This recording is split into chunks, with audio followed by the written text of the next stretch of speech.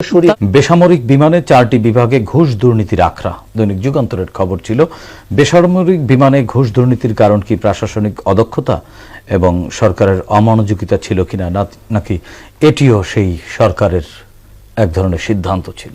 বিমানের ভেতরে সবাই আসেই নিজের আখের গোছাতে, তারা তাদের ধূর্ত ব্যবস্থা মানে চিন্তাধারা নিয়ে এই লুটপাটে বাংলাদেশের এত বড় একটা প্রতিষ্ঠান, বাংলাদেশের যে ট্রাভেল বেস আছে এটা কিন্তু ভয়ঙ্কর আকারে বড়। এখন আমরা প্রায় 1 কোটি লোক বছরে যাতায়াত করে, সেখানে বিমান কিছুই করতে পারছে না, অথচ বিদেশি সমস্ত এয়ারলাইন্স এসে সেটা লুটে পুটে খাচ্ছে। আমাদের যে ডিমান্ডটা, যে পোটেনশিয়ালটা যেটা আমাদের দেশের নাগরিকদের তৈরি, সেটা কোনো কিছুই আমরা করতে পারিনি। কেন করতে পারিনি? বিকজ এই বিমানের পদক্ষেপ। অন দি আদার সাইড আমি যেটা বলবো, বিমানের এই ধরনের কার্যক্রমের জন্য আপনি ইউএস বাংলাকে দেখেন। ইউএস বাংলার মতো এয়ারলাইন্স, নভো এয়ারের মতো এয়ারলাইন্স, রিজেন্ট এয়ারলাইন্স যদিও বন্ধ হয়ে গিয়েছে, কিন্তু তার আন্তর্জাতিক পরিমণ্ডলে তার যথেষ্ট খ্যাতি ছিল। বন্ধ হওয়ার কারণটা ভিন্ন।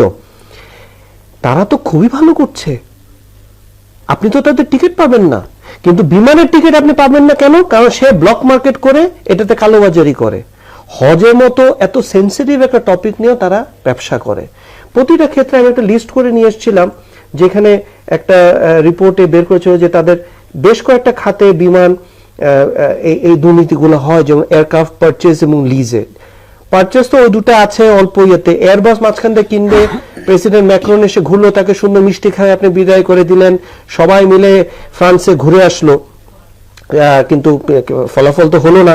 কারণ নিজেদের ভিতরেই যে দ্বন্দ্ব, কেউ এয়ারবাসের এজেন্ট, কেউ বোয়িং এর এজেন্ট, তো তাদের ভিতরে দ্বন্দ্ব, সেই জিনিসটা হলো না। কিন্তু এরপরে ধরেন আপনার মেইনটেনেন্স বলেন, তারপরে বিভিন্ন ক্ষেত্রে রীতিমতো যে ট্রানজিট প্যাসেঞ্জার বলেন, এই এক্সট্রা ব্যাগেজের যে টাকাটা তৈরি হয় সেটা চুরি, এটা তো ছিচকা চুরির মতো। আর যারা কিনা বড় করে লিজ এয়ারক্রাফটে, এবং কথিত আছে যে পরিবারের একজন প্রধানমন্ত্রীর বোন এখান থেকে তিনি অর্থ পেতেন এবং তার কাছ থেকে গ্রিন সিগন্যাল না পেলে কোনো লিজ এয়ারক্রাফটই হতো না। তো এগুলো করতে করতে এমন একটা পর্যায়ে চলে গিয়েছিল যেখানে আপনি আমাদের ব্যাগেজ থেকে লাগেজ চুরি হয়। এটা তো বিমানের কর্মীরাই করছে না? তো প্রতিটা ক্ষেত্রে যদি দেখেন, এখান থেকে তো আমাদের বেরোতে হবে।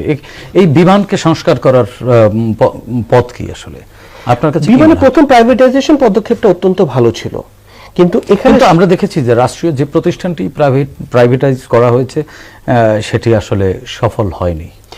এটার মূলত কারণ হচ্ছে যে প্রাইভেটাইজেশনে যারা করতে যায়, আমরা সরকারের যদিও আমরা প্রাইভেটাইজেশন করি, কিন্তু সরকারের যে এক ধরনের মানে ইনফ্লুয়েন্স যেটাকে আমরা বলি, হ্যাঁ, যে আমরা ছেড়ে দেই কিন্তু ছাড়ছি না, একটা সুতা ঝুলিয়ে রেখে দেই, হ্যাঁ, এবং আমরা এই জিনিসগুলা করে তাদেরকে আসলে সেই স্বাধীনতাটা দেই না।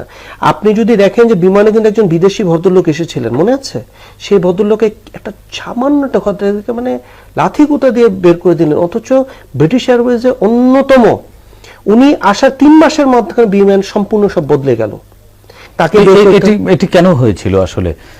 কারণ উনি এসেই প্রথমে যে জিনিসগুলো, এই যে আপনি যে প্রথম যে জিনিসগুলো দেখছেন, প্রতিটা পদক্ষেপে উনি কঠিন হস্তে বলেছেন না এগুলো তোমরা করতে পারবে না।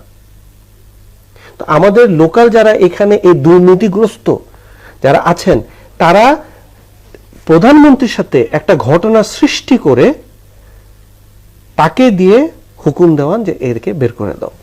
তার মানে ওই যে এই নেক্সাসটাই বহুদিন ধরে বাংলাদেশের রাজনীতি বলেন, প্রশাসন বলেন বা অর্থনীতি বলেন, সব সেক্টরে দাপিয়ে বেড়াচ্ছে। আপনি একা করতে পারবেন না, আপনাকে তো সময়, আপনাকে অ্যাকাউন্টসের লাগবে, মার্কেটিং এর লাগবে, এবং দেখতে হবে যে টাকাটাও কিভাবে ফ্লো হচ্ছে। হয় একজনের হাতে গেল, সাপ্লাইয়ের কাছে আবার ফেরত আসছে টাকা। এই যে মেইনটেনেন্সের জিনিসগুলো হয়, মানে এটা আসলে মানে সবগুলো হ্যান্ড মিলে একটা নেক্সাস, এবং ভয়ঙ্কর নেক্সাস। একই